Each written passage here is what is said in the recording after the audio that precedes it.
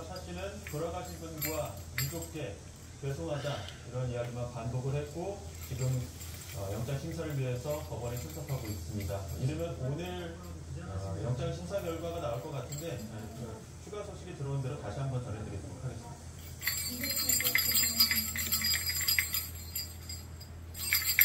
다음 소식 전해드리겠습니다. 공영방송 지배구조를 개편하는 방송사법이 보방 이틀간의 무제한 토론 끝에 야당 단독 표결로 국회 본회의를 통과했습니다.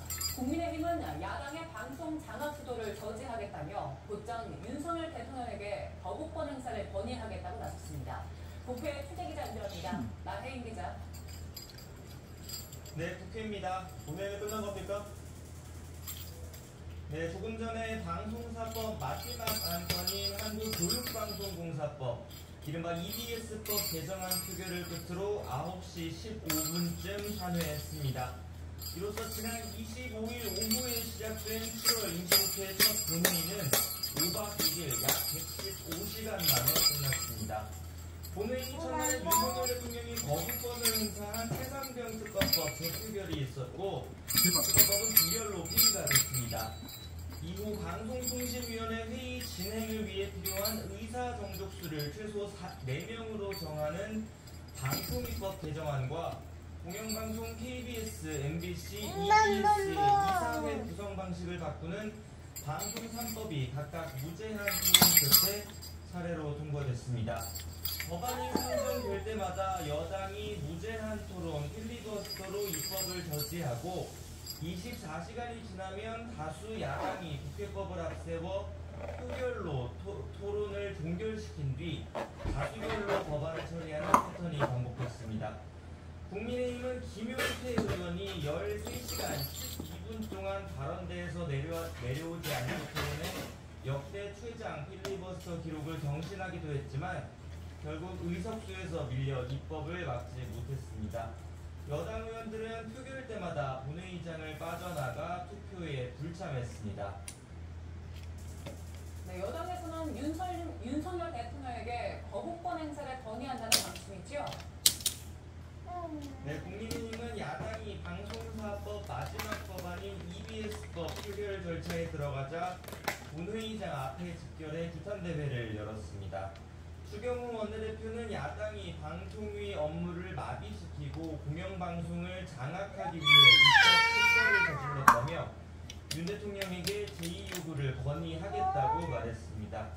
이는 악법을 막기 위한 집권 여당의 책임이라고 강조했습니다.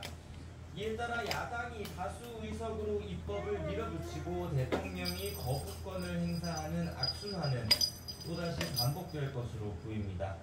민주당은 민주당대로 윤 대통령의 거부권 행사에 대비한 전략을 모색하기 위해 의원총회를 소집했습니다. 야당은 방송사법이 방통위를 정상화하고 공영방송의 정치적 독립성을 보장하는 법이라며 정부와 여당이 이 법을 수용하지 않는 게 방송장악 음모라고 주장하고 있습니다. 특히 윤 대통령이 이진숙 후보자를 방송통신위원장으로 강행 임명하고 임기 만료를 앞둔 MBC 이사진을 교체하면 바로 방통위원장 탄핵을 추진하겠다고 벼르고 있습니다. 네, 그리고 오늘 국회에서는 이른바 TF 사태를 논의하기 위한 회의가 열린다고요. 네, 공정거래위원회와 금융감독원 등을 담당하는 국회 정무위원회가 긴급 현안 질의를 위한 전체 회의를 오후에 소집했습니다. 기관장들을 상대로 티몬 위메프 정산 지연 사태의 피해 현황을 보고받고 수습 대책을 논의할 예정입니다. 정무위는 티몬 위메프 대표와 함께 두 회사의 모기업인 큐텐그룹 구영배 대표의 출석도 요구했는데 이들이 직접 국회의 모습을 드러낼지도 관심입니다. 일단 일부 의원실에는 출석 의사를 전한 것으로 파악이 됐습니다. 이밖에 중소벤처기업부를 담당하는 국회 산자위도 오늘 전체 회의에서 관련 보고를 받을 예정입니다. 국회 정보위원회는 국군 정보사령부의 정보요원 신상 유출 사건 관련 내용을 보고받습니다. 지금까지 국회에서 전해드렸습니다. 대통령실이 김건희 여사 활동을 공식적으로 보좌할 제2부속실 설치 작업에 착수했습니다. 대통령실은 조만간 대통령 비서실 직제를 개선한 뒤 인선 과정을 거쳐 제2부속실을 잠깐만. 설치할 예정입니다. 앞서 대통령실은 올해 초 김건희 여사 특검법에 거부권을 행사한 뒤 제2부속실 설치를 검토하겠다고 밝혔고 윤석열 대통령도 지난 2월 KBS 특별대담에 출연해 제2부속실 설치를 검토하고 있다고 밝혔습니다.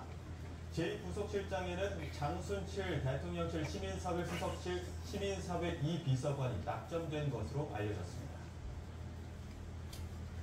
국가정보원이 국회정보위원회에 보고해서 북한 김정은 국무위원장의 딸 김주애가 후계자 수업을 받고 있다고 밝혔습니다. 김정은 위원장에 대해서는 초고도 비만을 유지하고 있다며 건강 이상이 생길 가능성을 추적하고 있다고 말했습니다. 조용성 기자의 보도입니다.